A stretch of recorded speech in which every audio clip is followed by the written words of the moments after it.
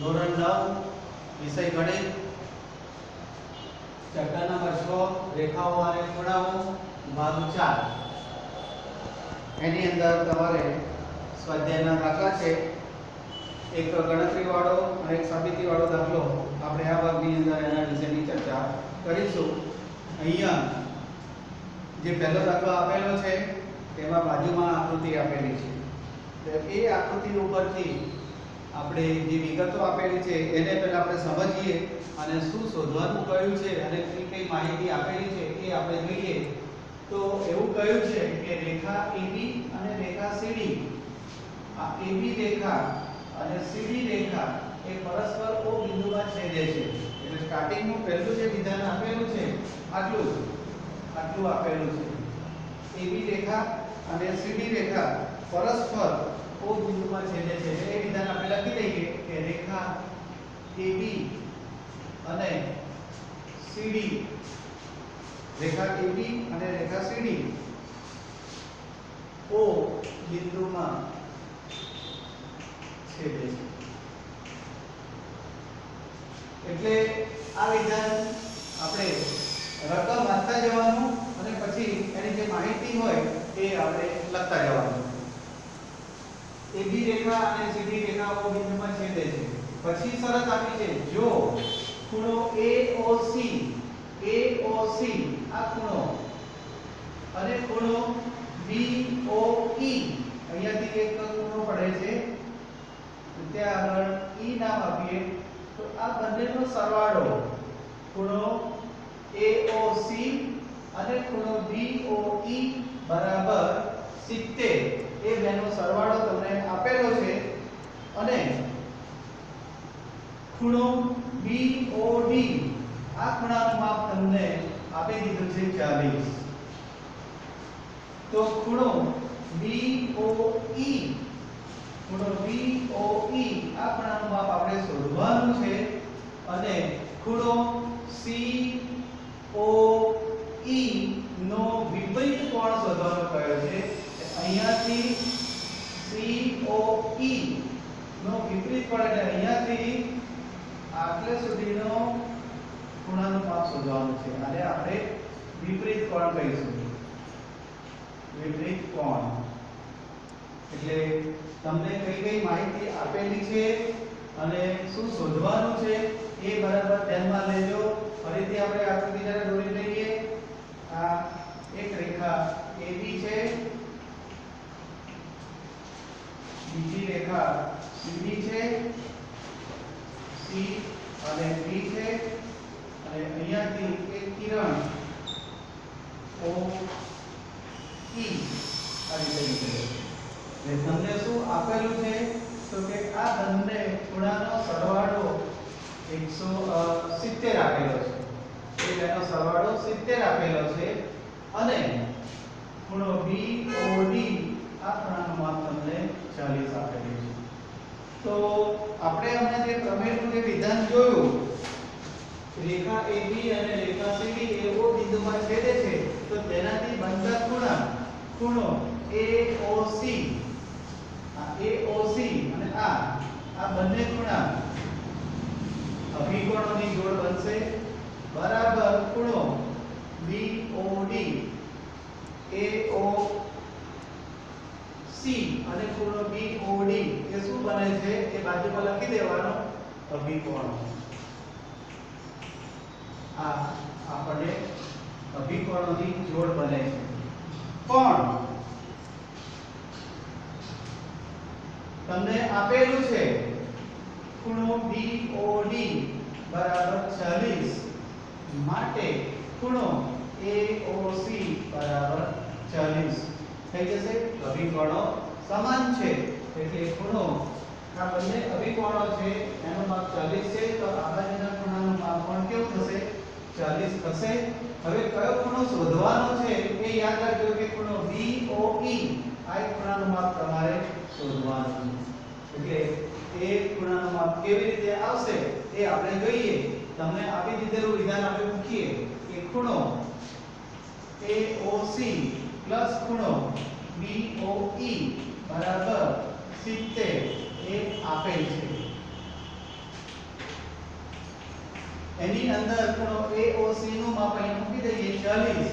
અને ખૂણો BOE શોધી કાઢીએ બરાબર 70 માટે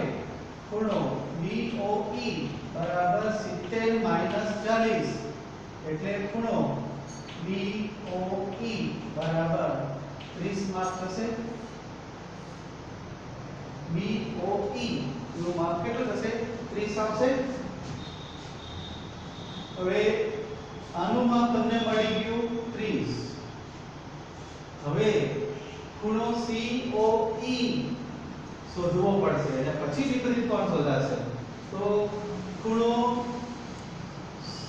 COE પ્લસ ખૂણો BOE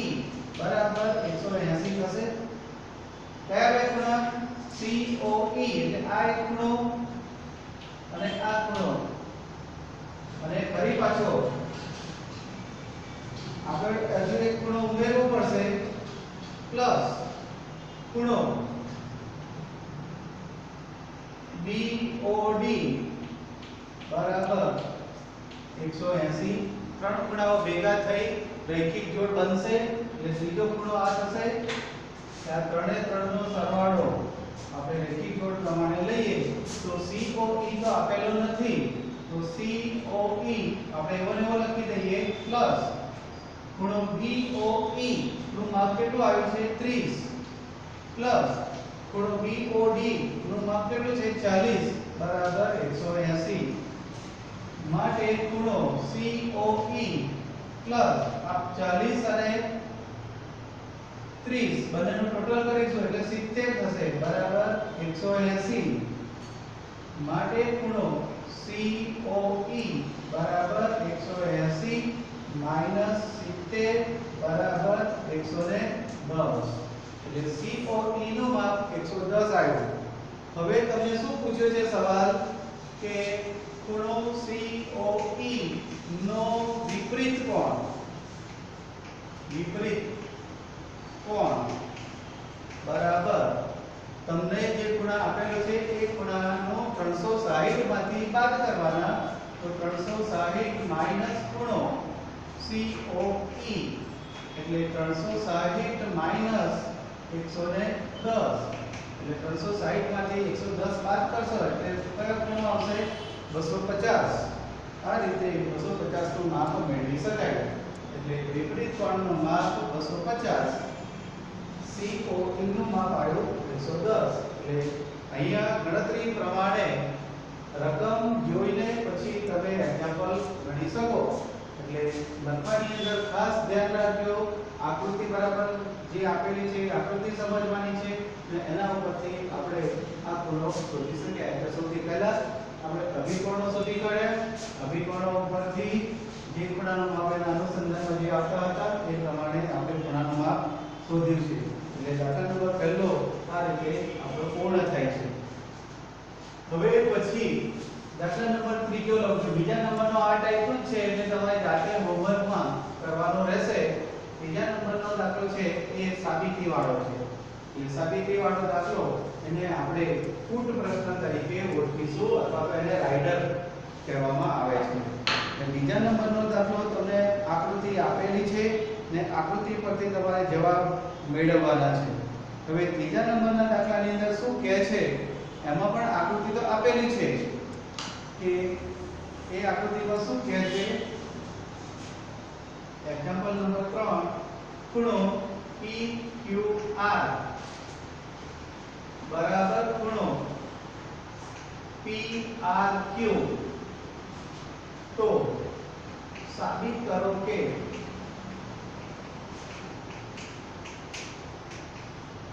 ખૂણો PQS બરાબર ખૂણો PRT એ આપણે સાબિત કરવાનું છે જે સાબિત કરો કે હવે પ્રમેયનું વિધાન સાબિતી વાળું આવશે અને ઘણી વખત 3 માર્કના સવાલની અંદર આવો સાબિતી વાળો દાખલો પણ પૂછી શકે એટલે એની સાબિતી કેવી રીતે આપવાની એ આપણે જોઈએ બાજુમાં આકૃતિ આપેલી છે એટલે એ આકૃતિની પહેલા આપણે દોરી દઈએ એટલે થોડોક આઈડિયા આવી જાય આ એક રેખા ઉપર એક ત્રિકોણ આપેલો છે P Q R અહીંયા S ને આ બાજુ T। હવે આ આકૃતિના અનુસંધાનમાં આપણે જોઈએ કે શું આપેલું છે તો ખૂણો PQR આ એક ખૂણો અને ખૂણો PRQ આ બાજુનો ખૂણો બંને સરખા છે। તો સાબિત કરો કે PQS આ જે ખૂણાનું માપ અને આ બાજુના ખૂણાનું માપ PQT એ આપણે સાબિત કરવાનું છે। તો અહીંયા આપણે સૌથી પહેલા જે પ્રમેયનું વિધાન હતું એ પ્રમેયના વિધાનમાં ABC આપણે લીધા હતા એની જગ્યા ઉપર અહીંયા તમારે રેખિક જોડ પ્રમાણે જે ખૂણાના માપ આપેલા છે એ રીતે આપણે લેવાનું છે। તો સાબિતી કેવી રીતે આપવાની તો અહીંયા તમારી પાસે ખાલી એક આવું એક કિરણ છે કે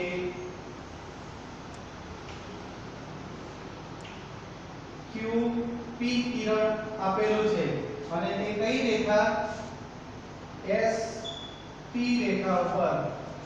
આવેલું છે। એટલે આપણે વિધાન એવું લખીએ કે કિરણ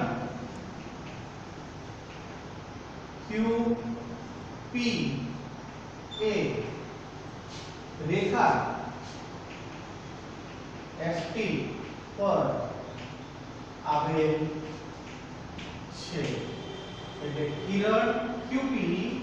એ રેખા ST ઉપર આવેલું છે એટલે ખૂણો PQS અને ખૂણો PQT રૈખિક જોડ બનાવશે। રૈખિક જોડ ના ખૂણા છે અને રૈખિક જોડના ખૂણા હંમેશા કેવા હોય છે પૂરક એટલે કે બંનેનો સરવાળો 180 થાય એટલે ખૂણો PQS ખૂણો PQT બરાબર 180। રૈખિક જોડના ખૂણા પૂરક હોય એટલે બંનેનો સરવાળો 180 થશે। એને આપણે પરિણામ 1 આપી દઈશું। તેવી જ રીતે કિરણ આ બાજુનું કિરણ લો રેખા એની એ જ આવશે। અહીંયા કિરણ બદલો આ રીતનું કિરણ આવશે RP। તો આ એક કિરણ અને આ બંને રૈખિક જોડ બનાવશે એટલે અહીંયા લખીએ કે કિરણ RP એ રેખા ST પર આવેલ છે। રેખા ST પર આવેલ છે અને ખૂણો PRT અને ખૂણો QPRS રૈખિક જોડ ના ખૂણા છે। એ રૈખિક જોડના ખૂણા છે માટે બંનેનો સરવાળો ખૂણો PRT ખૂણો PRS બરાબર 180। પરિણામ 2 એટલે પરિણામ 1 અને પરિણામ 2 એ બંનેની આપણે સરખામણી કરીએ તો પરિણામ 1 અને પરિણામ 2 પરથી પરિણામ 1 અને 2 પરથી પરિણામ 1 ની જમણી સાઈડ 180 છે પરિણામ 2 ની જમણી સાઈડ પરિણામ 2 ની જમણી સાઈડ પણ 180 છે એટલે બંને આપણે જોઈએ એટલે અહીંયા આપણે જોઈએ કે બંનેને આપણે સરખાવીએ આ બંનેને આપણે સરખાવીએ એટલે ખૂણો PQS ખૂણો PQT બરાબર PRT ખૂણો PRS બંનેની સરખામણી કરી પણ તમને પક્ષની અંદર એક વસ્તુ આપેલી છે PQR PQR અને PQR અને PRT PRQ સરખા છે એટલે અહીંયા કઈ કઈ વસ્તુઓ સરખી છે એટલે આ એક વસ્તુ PQT PQT PQT T ની જગ્યા પર આપણે R સુધી લંબાવીએ તો PQR થઈ જશે અને બીજી જે માહિતી આપેલી છે PRS PRS ની જગ્યા પર PRQ લઈ શકાય એટલે એ બંને કેવા થશે સરખા થશે અહીંયા લખી લઈએ કે પક્ષમાં PQR બરાબર ખૂણો PRQ આપેલ છે માટે આ બંને સરખા છે એટલે ઉડી જશે એટલે બાકી રહેશે ખૂણો PQS બરાબર ખૂણો PRT આપણે જે સાબિત કરવાનું છે એ વિધાન અહીંયા આપણને મળી ગયું એટલે અહીંયા તમારે જે સાબિતી આપવાની થાય તો જે વસ્તુ આપેલી છે એનાથી આપણે શરૂઆત કરવાની અને છેલ્લે જે સાબિત કરવાનું છે એ તમારે છેલ્લું વિધાન આવશે એટલે શરૂઆત પક્ષથી થશે અને અંતમાં સાધ્ય આવશે એટલે આ પ્રકારના જે સવાલો છે એને આપણે રાઇડર કહીશું ને રાઇડર સ્વરૂપે એટલે તમને ઘણી વખત એવું પડતું છે કે ભૌમિતિક કૂટ પ્રશ્નો તો ભૌમિતિક કૂટ પ્રશ્નો પ્રમેયની સાથે સરખાવવાના નથી પ્રમેય તો લિમિટેડ છે અમુક જ પ્રકારના પ્રમેયો આવશે કે આખી ચોપડીની અંદર સાબિતીવાળા પ્રમેય તો 3 જ છે બીજા પ્રમેયના વિધાનો આપેલા છે પણ એ વિધાનો તમારી જાતે સાબિતી જો જોઈતી હોય તો ગાઈડ કે બીજા કોઈ સાહિત્યની અંદર તમને મળી રહેશે એના ગાઈડની અંદર પાછળ આખો પ્રમેય વિભાગ આપેલો છે એ પ્રમેય વિભાગની અંદર તમે એની ચર્ચા કરી શકો અને એને તમે સાબિતી આપી શકો પણ આ પ્રકારના જે વિધાનો છે એને આપણે રાઇડર તરીકે ઓળખીશું સાબિતીવાળા એક્ઝામ્પલ એટલે સાબિતીવાળા અથવા તેને ભૌમિતિક કૂટ પ્રશ્ન કહેવાશે એટલે પરીક્ષાની અંદર પ્રમેયના અથવાની અંદર પણ કદાચ આવા ભૌમિતિક કૂટ પ્રશ્ન પૂછી કાઢે છે એટલે તમે પ્રમેય કરો અને આ પ્રકારે પણ કરો કોઈ વખતે કમ્પલસરી રાઇડર પૂછી કાઢે કેમ કે અમુક ચેપ્ટર સારું ચેપ્ટર તમારું એવું આવશે કે આખા ચેપ્ટરની અંદર કોઈ જગ્યાએ ગણતરીવાળો દાખલો છે જ નહીં બધા સાબિતીવાળા એક્ઝામ્પલ છે એટલે એની અંદરથી જ્યારે પૂછાય તો સાબિતીવાળા દાખલા પૂછાય એટલે સાબિતીની તૈયારી બરાબર કરજો એટલે એક દાખલો મેં ગણતરીવાળો લીધો અને પહેલો દાખલો ગણતરીવાળો લીધો અને હવે ત્રીજો દાખલો આ રાઇડર સ્વરૂપે આપણે લીધો છે એટલે આ રીતે તૈયારી કરજો ભૂમિતિની અંદર પ્રમેય રાઇડર પૂર્વધારણાઓ વ્યાખ્યાઓ આ બધું તૈયાર કરશો તો પાસ થવામાં તમને ઘણું સરળ રહેશે હવે પછીના જે ભાગમાં એક કે બે દાખલા બીજા લેવાના છે પછીના ભાગની અંદર જઈશું અસ્તુ